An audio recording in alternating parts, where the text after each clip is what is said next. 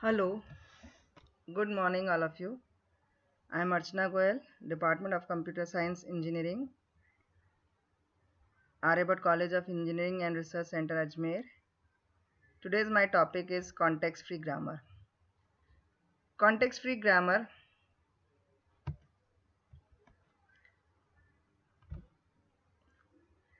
Before studying context free grammar, first of all, we see what is grammar.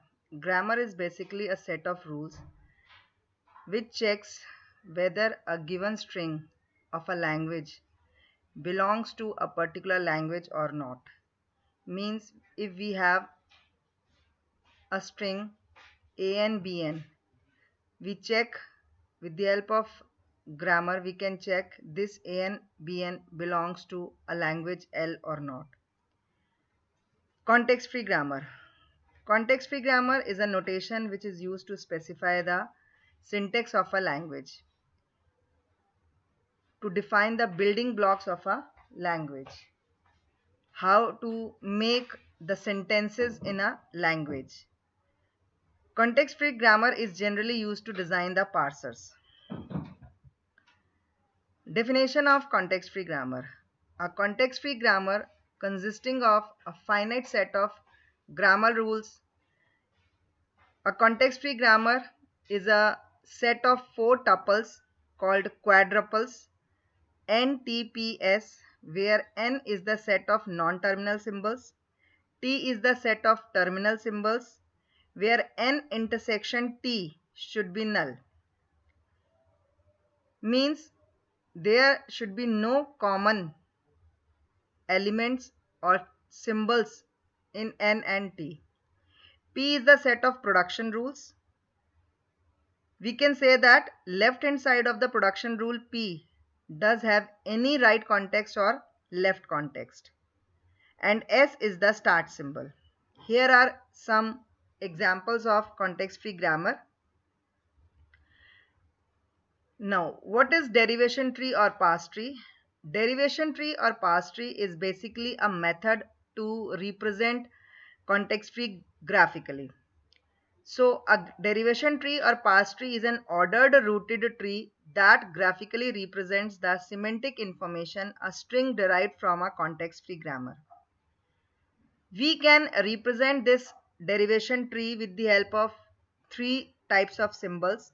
One is called root vertex symbol, vertex and leaves. Root vertex, this is a vertex which is labeled as start symbol, by the start symbol. Vertexes are those nodes which are labeled by non-terminal symbols. Leaves are labeled by terminal symbols or null. This is an example of a derivation tree or a parse tree. For example, if we have a string that consists x1, x2, xn as production rules, then the respective derivation tree or the parse tree will be given as below. There are two approaches of designing a derivation tree. These two approaches are top-down approach and bottom-up approach. Top-down approach is an approach where we start from the top of the ordered tree. This top of the ordered tree is the start symbol or root vertex. From this root vertex we goes down to the tree leaves using the production rules level by level and draw the derivation tree. Bottom-up approach starts from the bottom of the derivation tree, that is from the leaf nodes, or we can say that the terminal nodes, and from these leaf nodes or terminal nodes we go upwards towards the root node or the start symbol and draw the respective derivation tree. Derivation of a tree. The derivation or the yield of a parse tree is the final string obtained by concatenating the labels of the leaves of the tree from left to right. The derivation or yield of the parse tree means the result of the derivation tree or the parse tree. This result is the final string which we obtained by concatenating all the labels of the leaves of the tree from left to right, ignoring the nulls.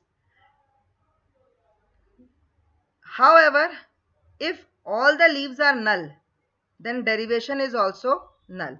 Means if all the terminals nodes or leaf nodes are null, then we have the final derivation of the tree as null. We can see this with the help of an example.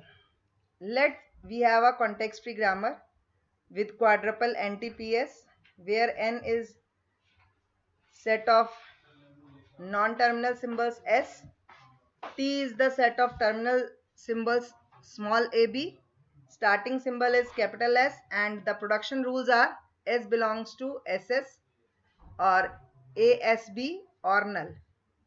The final derivation, one of the final derivation of the given context free grammar is AB, AA, BB. How we can get this AB, AA, BB? Let's see. Okay. So we start the derivation with the help of the derivation tree. We take the first production rule, S belongs to SS. Now we substitute or replace these right hand side SS with the help of other production rules. So from SS, first of all we substitute left S with the ASB and we get the string ASBS. In the left subtree, ASB, we again derive or we can again replace S with the null and we get AB. So left child derivations result is AB. Now we come to the rightmost child.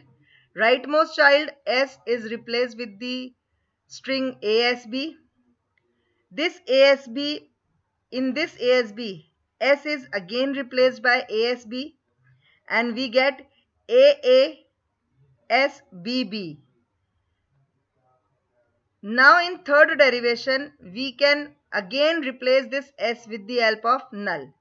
So we get AABB.